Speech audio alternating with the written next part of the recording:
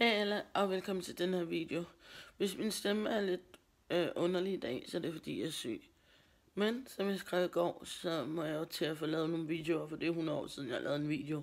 Men i dag, der vil jeg lave en storytime om dengang jeg fik at vide, at min mor hun var død.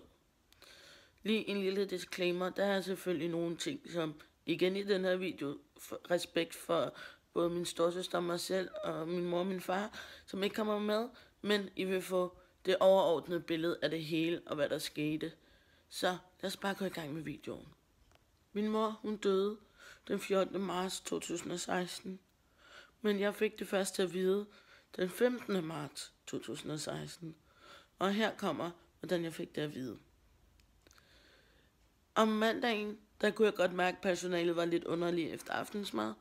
De gad ikke rigtigt at snakke med mig, og ja, de trak sig, og de, lige præcis hende, der var på arbejde der, hun plejer at være sådan en, så spiller vi spil, eller vi sidder nede i min lejlighed og hører musik, eller et eller andet, men hun ville ingenting.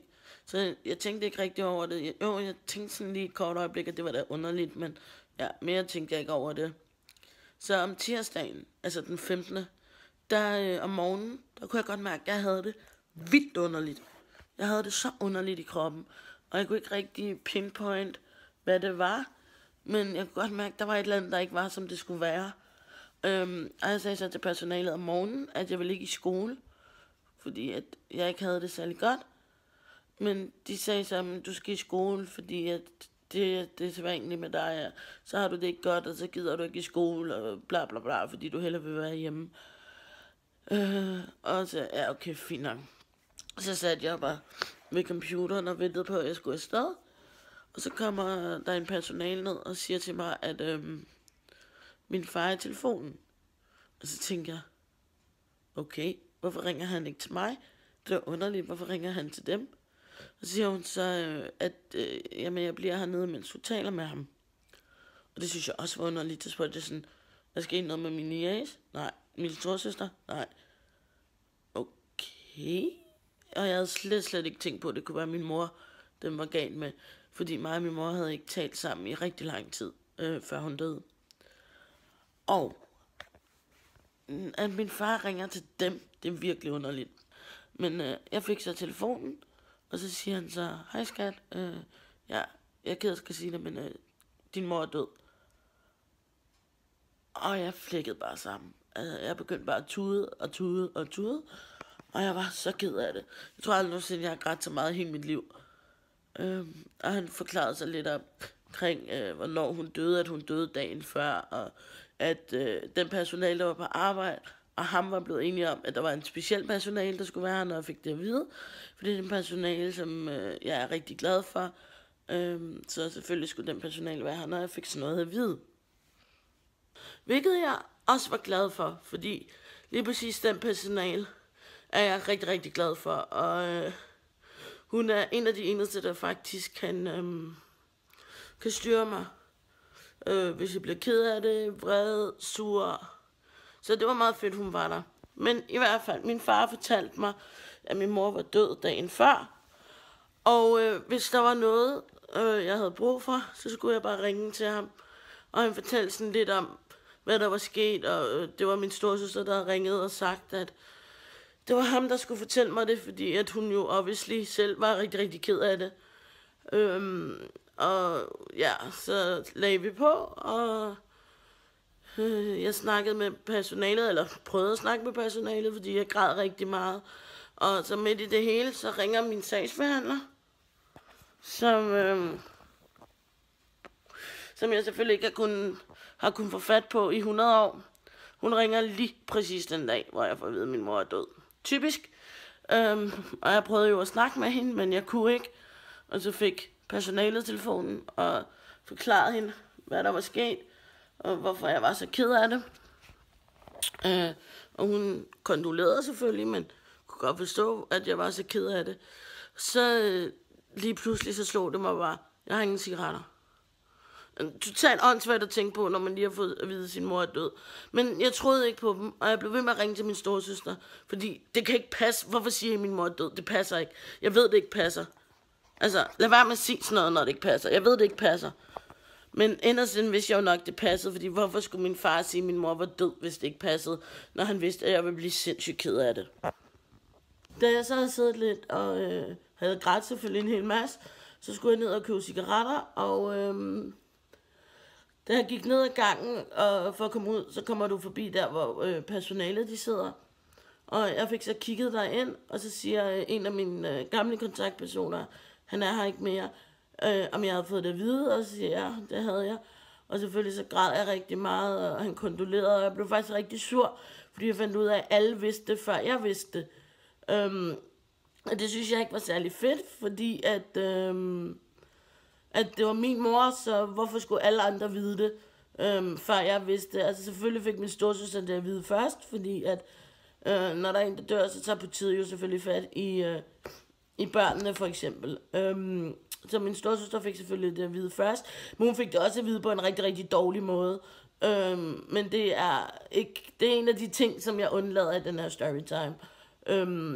Hvordan hun fik det at vide, men hun fik det i hvert fald at vide, og hun siger det jo så til min far, som så ringer, og ja, alt det har vi været igennem. Jeg kommer så ned, og er på vej over til kiosken, hvor jeg bor, og mens jeg er på vej derover, så prøver jeg at ringe til min lærer, for at sige, at jeg selvfølgelig ikke kommer i skole, og jeg tror, jeg ringede til hende 500 gange eller sådan noget, og jeg skriver til hende, ring, det er vigtigt, og jeg kan bare ikke få fat i hende. Så kommer jeg over i kiosken, og jeg græder jo selvfølgelig stadigvæk. Så kioskmanden spørger, hvad er der galt? Så siger jeg, jeg har lige fået at vide, at min mor er død. Og jeg har været selvfølgelig fuldstændig ødelagt. Så siger han så, at han kondolerer, og det var ikke fedt og sådan noget. Og så havde jeg så taget for lidt penge med til den. Jeg tror, jeg ville købe 5 pakker cigaretter eller sådan noget. Men jeg havde kun taget penge med til 3 pakker. Så fik jeg så de 2 andre pakker, hvor jeg så skulle overbetale ham senere. Da jeg kommer tilbage fra kiosken, eller på vej hjem fra kiosken, der ringer min lærer så endelig, og jeg siger jo så til hende, hvad der er sket. Og hun siger, selvfølgelig skal du ikke i skole. Altså, sådan er det. Så ringer jeg til min gamle bostad, og fortæller, hvad der er sket. Og der får jeg fat i en af mine gamle kontaktpersoner for det sted.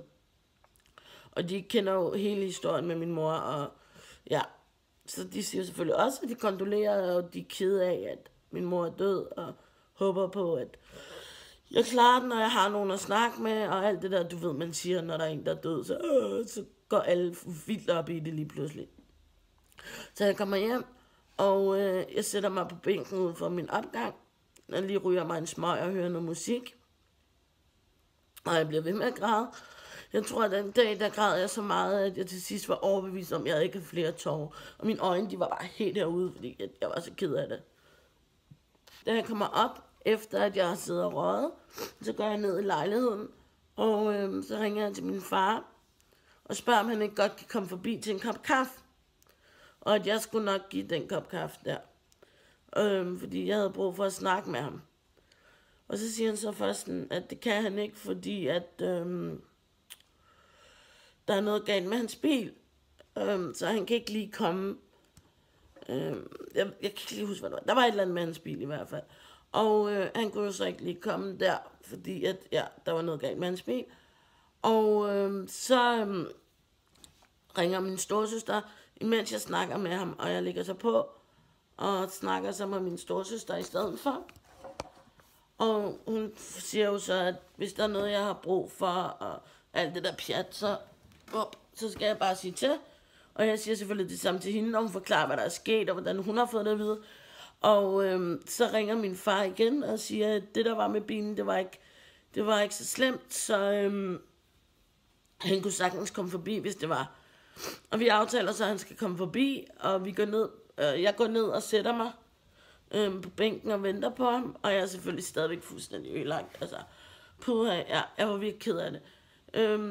Og min far kommer så, og jeg græder jo, og han siger, at det hele skal nok gå, og vi går ned og får en kop kaffe, og jeg spørger, hvad der er sket, hvordan døde hun, og så videre, og så videre. Han fortæller mig hele historien, han fortæller historien, hvordan min storesøster fik det at vide.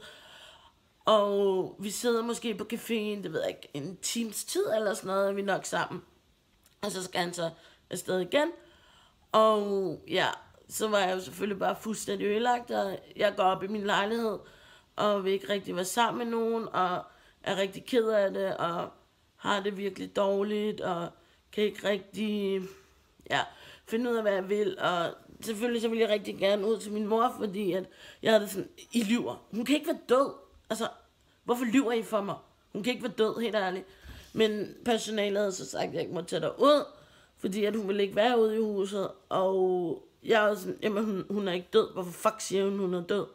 Men til sidst så accepterede jeg det, at hun var død, eller hvad man skal sige, man kan vel aldrig acceptere, at ens forældre er død, men jeg har begyndt bare at have det sådan lidt, når jeg okay, hun er død, der er ikke rigtig noget at gøre ved det. Og så efter nogle timer, hvor jeg bare har grædt, så faldt jeg så i søvn, og jeg sov så et par timer, og altså personalet, de har været super, de har været rigtig forstående over, at jeg selvfølgelig har været rigtig ked af det, og ja, altså super duper. Og selvfølgelig så var det rigtig hårdt at få at vide, at min mor var død, og især fordi, at jeg ikke havde talt med hende så længe, før hun døde. Og hun har altid sagt til mig, at det værste, hun nogensinde gjorde, det var, at hun var uvenner med min mormor, da min mormor døde. Og nu stod vi i samme situation. Jeg havde heller ikke talt med min mor i rigtig, rigtig lang tid, før hun døde. Og jeg gik med den der følelse, at det var noget rigtig lort, og vi havde ikke talt sammen, og det var noget møg, og ja, det var noget rigtig møg, det hele, og det var rigtig irriterende, og jeg var vred på mig selv over, at jeg ikke havde talt med hende. Når jeg dør, så skal jeg ikke være uvenner med dig, eller med din storesøster, eller noget som helst. Så ja, det var rigtig hårdt. Ja. Dagen efter skulle jeg så hjem til min storesøster, det er så marts den 16. Ja, der skulle jeg hjem til min storesøster. Hun har spurgt mig, om jeg ikke ville komme derhjem, så vi lige kunne snakke, og hun kunne lige fortælle lidt mere om, hvad der var sket, og hvordan det hele nu hang sammen, og med begravelse, og hvis vi skulle ud og se hende, og sådan noget. Og jeg tog derud, og jeg var selvfølgelig stadigvæk rigtig, rigtig ked af det. Men jeg fik også hurtigt sådan, jeg fik også hurtigt accepteret det på en eller anden måde. Jeg ved ikke, jeg accepterede selvfølgelig ikke min mor ved død, det var rigtig hårdt, men på en eller anden måde, så accepterer du det til sidst, fordi at du kan ikke rigtig gøre noget ved det, og du ved, at du ikke kan gøre noget ved det. Og jeg ved, at det var det bedste, der kunne ske for min mor, fordi at hun havde det ikke særlig godt. Godt nok var hun kun 60, da hun døde, og det er alt for tidligt. Der er ingen, der skal dø, når de er 60. Men alt taget det i betragtning, så ved jeg, at det var det bedste for min mor, der skete, at nu fik hun endelig fred. Tak fordi I så med i den her lille storytime. Hvis I kunne lide den her video, så husk at smide et like, kæmpe like på videoen. Husk at kommentere, hvad I vil se næste gang. Og så husk at følge mig på Instagram, Facebook og YouTube. Og så ses vi bare i min næste video. Hej hej!